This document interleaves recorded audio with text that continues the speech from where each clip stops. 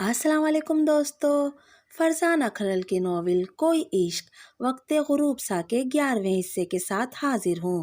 بنا وقت ضائع کیے بڑھتے ہیں ناول کی جانب۔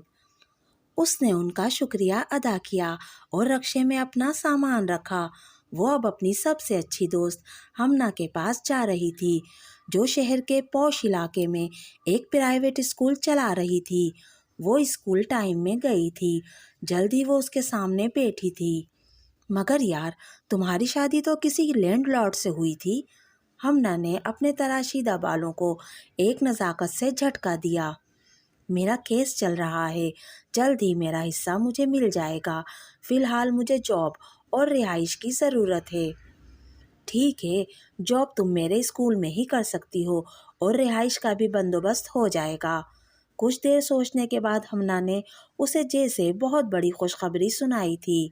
اس کے پاس کچھ کیش تھا، زیورات بھی تھے، اس کا کوئی اکاؤنٹ نہیں تھا۔ وہ اپنی دوست کو اپنے مالی حالات بتا کر خود کو ہلکا نہیں کرنا چاہتی تھی۔ اور تم نے یہ چادر کب سے لینی شروع کر دی؟ اس نے اپنے حلیے پہ نظر ڈالی۔ لباس چونکہ صاف تھا مگر دھل دھل کر اپنا اصلی رنگ کھو چکا تھا۔ ہمنا کی آنکھوں میں اس کے لیے استحضاء تھا۔ میری کسی بزرگ نے کہا تھا کہ بیوہ عورت کو بناؤ سنگار نہیں کرنا چاہیے اور اپنا وجود ڈھانپ کر رکھنا چاہیے۔ اس نے دھیمے لہجے میں کہا، اب میں وہ مشان نہیں ہوں۔ ہمنا پتہ نہیں کیوں کوئی بھی بات کیے بنا چپ کر گئی۔ اور تمہاری گاڑی؟ اس کو جیسے کچھ یاد آیا۔ وہ میں نے بیچ دی۔ اف، جھوٹ پہ جھوٹ، آخر میں اور کتنا جھوٹ بولوں گی؟ وہ جیسے خود سے شرمندہ ہوئی۔ 1-2 ہفتے ہمنا کے گھر رہنے کے بعد وہ ایک چھوٹے سے کرائے کے گھر میں شفٹ ہو گئی، جہاں سے اسکول بھی قریب تھا۔ زندگی میں جیسے ایک ٹھہراؤ سا آ گیا تھا۔ اس نے اپنے لیے کچھ نئے سوٹ خریدے تھے اور پرانے کپڑوں میں سے جو بہتر تھے وہ انہیں بھی استری کر کے رکھنا چاہتی تھی۔ تبھی اس کی نظر اٹیچی میں رکھی ڈائری پہ پڑی۔ کل اتوار تھا۔ اس نے سوچا آج میں اسے ختم کر لوں گی۔ امینا کی زندگی میں پاپا جیسا شاندار مرد آخر کیسے آیا تھا؟ اس تمام کہانی میں اسے یہ جاننے کا تجسس سب سے زیادہ تھا۔ اس نے کمرے کا لاک چیک کیا۔ پاپا کے گھر وہ کبھی لاک لگا کر نہیں سوتی تھی۔ اس کے دل پہ کوئی بوجھ سا گرا تھا۔ پاپا، آپ نے مجھے زندگی میں آنے کیوں دیا تھا اگر مجھے اپنی زندگی سے بے دخل کرنا تھا؟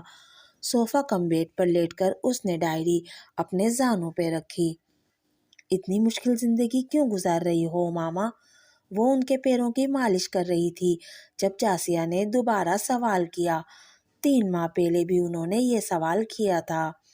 مشکل میں ہی آسانی ہوتی ہے جی، وہ آہستہ سے بولی۔ وہ نماز کی پابند تھی اور بہت کم گو تھی۔ جس کا ہاتھ میں تھامتی وہ امینا کا ہاتھ نہیں تھام سکتا تھا، اور اب میں نے جس کو سہارا بنایا ہے وہ امینا کا سہارا ضرور بنے گا۔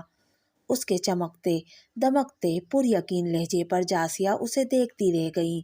انہوں نے امامہ کو اندر تک پڑھ لیا تھا، جس نے اپنے لیے مشکل راستہ چنا تھا۔ پرسوں میرا نواسا آ رہا ہے، اوپر والا کمرہ اچھی طرح صاف کرنا۔ جاسیہ خاتون اس کے چہرے سے نظریں ہٹا کر پرجوش سی ہو کر بولی۔ اور آپ کی بیٹی؟ امامہ بھی خوش ہوئی۔ میری بیٹی اب اس دنیا میں نہیں، مگر ہر سال جب برطانیہ میں سردیوں کی چھٹیاں ہوتی ہیں تو وہ مجھ سے ملنے آ جاتا ہے۔ ان کا افسردہ لہجہ سن کر امامہ بھی دکھی سی ہو گئی۔ امینا کو بھی کمپنی مل جائے گی۔ جاسیہ نے قالین پہ کھیلتی امینا کو محبت پاش نظروں سے دیکھا، جو ٹوٹی پھوٹی چیزوں سے بطور کھلونے کھیل رہی تھی۔ امامہ اپنے تئیں سوچے بیٹھی تھی کہ جاسیہ کا نواسا ایک مغرور، بدتمیز اور نک چڑھا سا نوجوان ہوگا، مگر اس کی سوچوں کے برعکس وہ انتہائی تمیزدار، سلجھا ہوا 8 سال کا بچہ تھا۔ اسے امامہ پسند آئی تھی، جس کا اس نے فوراً اظہار بھی کیا۔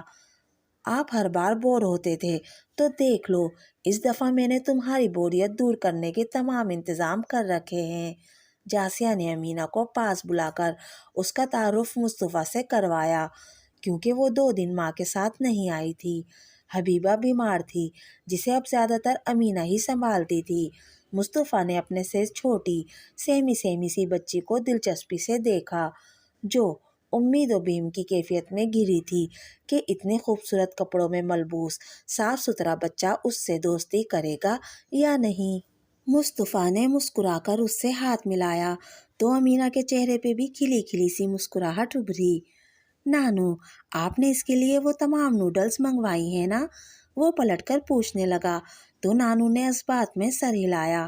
مصطفیٰ کو واقعی ایک اچھی کمپنی مل گئی تھی۔ اس دفعہ اس کو اس کے پسندیدہ کھانے بھی مل رہے تھے اور کھیلنے کے لیے ساتھ بھی مل گیا تھا۔ اب وہ نانو کے کمرے میں صرف ان کے بلانے پر ہی آتا تھا۔ مجھے تو لگتا ہے تم نے اپنی بھانجی اس امیر بڑھیا کو سیل کر دی ہے۔ کریم سامنا شیشے رکھ کر مونچھوں کو درست کر رہا تھا۔ بلی کو چھیچڑوں کے خواب ہی آئیں گے، خدیجہ بڑبڑائی۔ اپنا کما کر کھا رہی ہے، مفت کی روٹیاں نہیں توڑتی۔ امینہ بظاہر حبیبہ سے کھیل رہی تھی مگر اس کا دھیان ان دونوں کی باتوں پہ لگا تھا۔ بڑا اچھا ٹھسے کا رشتہ ہے، اس سے کچھ ہمت دکھا کے بات کرنا۔ وہ کینچی رکھ کر خدیجہ کے پاس آیا جو مشین پر جھکی حبیبہ اور امینہ کے کپڑے سی رہی تھی۔ میری بات کو سمجھنے کی کوشش تو کر، ہماری اور ہماری بیٹی کے فائدے کی کرتا ہوں۔ 5 لاکھ پر بھی وہ راضی ہے، بس تو ماما کو کسی نہ کسی طرح راضی کر لے۔ وہ حد درجہ خوش آمدی لہجے میں بولا۔ خدیجہ نے جھٹکے سے سر اٹھا کر اسے زخمی شیرنی کی طرح دیکھا۔ خدا کے قہر سے ڈر کریم، یتیم بچی کے سر سے ماں کا سہارا چھینے گا، ایک بیوہ کے دام کھڑے کرے گا تو خدا کے سامنے کیا منہ لے کر جائے گا؟ امینہ اب 8 سال کی تھی۔ وہ لوگوں کے رویے اور باتیں سمجھنے کی کوشش کرتی تھی۔ اسے اتنا علم تھا کہ گفتگو اس کی ماں کے بارے میں ہو رہی ہے۔ تو صاف صاف کہے کہ تو میرا ساتھ نہیں دے گی۔ وہ غصے سے تل ملا کر بولا۔ ہاں، نہیں دوں گی۔ وہ بھی اسی کے انداز میں گویا ہوئی۔ تو پھر ٹھیک ہے، جو مجھے کرنا ہوگا کر لوں گا۔ یہ بات اس نے دل میں کہی تھی۔ خدیجہ کے انکار نے دل میں آگ سی لگا دی تھی۔ بڑی پارسا بنی پھرتی ہے، جب یہ غرور ٹوٹے گا تو خود ہی سیدھی لائن پہ آ جائے گی۔ اس لمحے امینہ کو کریم کے چہرے سے خوف محسوس ہوا تھا۔ جتنا وہ سمجھ پائی تھی وہ ماں سے تنہائی میں ملتے ہی حرف بحرف بتائی گئی۔ بیٹی کی باتیں سن کر امامہ کے چہرے پہ ہوائیاں اڑنے لگیں۔ اس کے بعد وہ اس قدر محتاط ہو گئی تھی کہ خدیجہ کے ساتھ ہی گھر سے نکلتی۔ واپسی پہ جاسیہ کا مالی اسے چھوڑنے آتا۔ اسے مسلسل کھانسی کی شکایت رہنے لگی۔ وہ احتیاط کرتی تھی مگر خوف زدہ نہیں تھی۔ اس کا توکل مضبوط تھا۔ کریم کی ہر کوشش رائے گاہ گئی۔ وقت گزرتا گیا۔ اب مصطفیٰ کو پاکستان آنے کے لیے نانو کے علاوہ امامہ اور امینہ سے ملنے کی طلب بھی رہتی تھی۔ ایک دن امامہ جاسیہ کے گھر بے ہوش ہو گئی۔ جاسیہ ڈرائیور کے ساتھ اسے اسپتال لے آئیں۔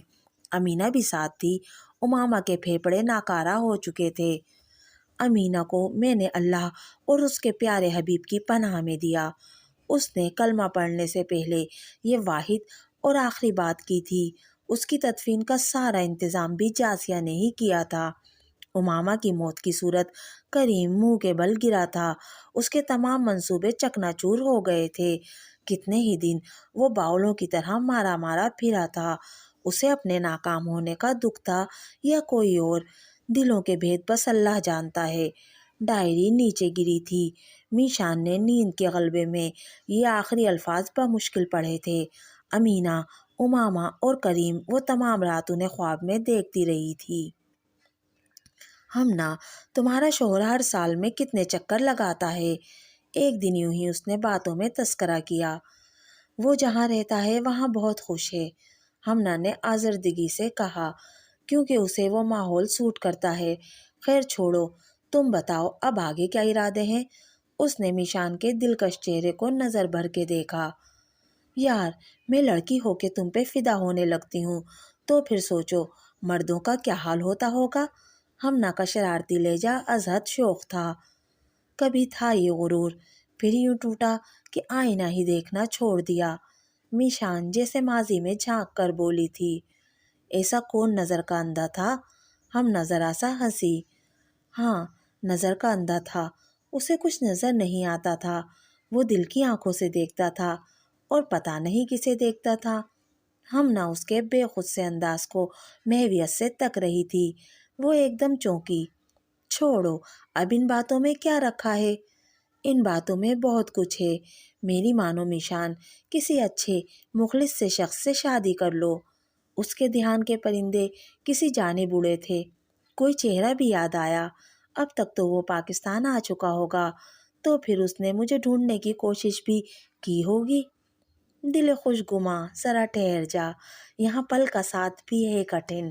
جو ہے عشق تو وہ زوال ہے، یہاں فاصلوں کو عروج ہے۔ دل خوش گماں، ذرا ٹھہر جا، تیرا عشق وقت غرور ہے۔ وہ اب امیر شہر نہیں تھا، وہ غریب دل، غریب جاں اور غریب نظر تھا۔ دل بے حال، جاں گسل اور نظر جسے تلاشتی تھی۔ وہ چہرہ وقت شاخسار نے اپنی اونٹ میں لے رکھا تھا۔ اس نے اسے پاگلوں کی طرح ڈھونڈا تھا اور ڈھونڈ ڈھونڈ کر پاگل ہوا تھا۔ وہ ہر اس ٹھکانے پر گیا جہاں اس کا ملنا ممکن تھا۔ وہ ان راستوں پہ گھنٹوں کا حساب کیے بنا ٹھہرا رہا جہاں سے کبھی اس کا گزر ہوتا تھا۔ ڈرائیور جس کے گھر پہ حاشر نے ڈراپ کیا تھا، اس کے اس انکشاف پہ کہ بی بی میرے ساتھ جہلم اپنے رشتہ داروں کے ہاں جاتی تھی، وہ اس شہر محبوب میں بھی 2 ہفتے گزار آیا تھا۔ وہاں اب جو لوگ مقیم تھے انہوں نے بتایا تھا کہ وہ لوگ چند سال قبل یہ گھر بیچ کر دبئی شفٹ ہو چکے ہیں، مگر یہ فہیم عاقل کی موت سے پہلے کی بات تھی۔ مگر وہ دبئی بھی نہیں گئی تھی تو پھر کہاں تھی؟ 2 سال کچھ زیادہ عرصہ تو نہیں ہوتا۔ وہ تھک ہار کر گھر واپس آیا تھا۔ نصیرہ کہتی تھی جبین زہرہ کے بعد یہاں سب کچھ بے آباد ہو گیا تھا۔ دوستو، یہ تھا ناول کوئی عشق وقت غروب سا کا 11واں حصہ۔ آپ کو میری آج کی ویڈیو کیسی لگی مجھے کمنٹ کر کے ضرور بتائیے گا۔ اگر ویڈیو پسند آئی تو پلیز میرے چینل کو سبسکرائب کیجیے، میری ویڈیو کو لائک اور شیئر کیجیے۔ ملتے ہیں اگلی ویڈیو میں، تب تک کے لیے اللہ حافظ۔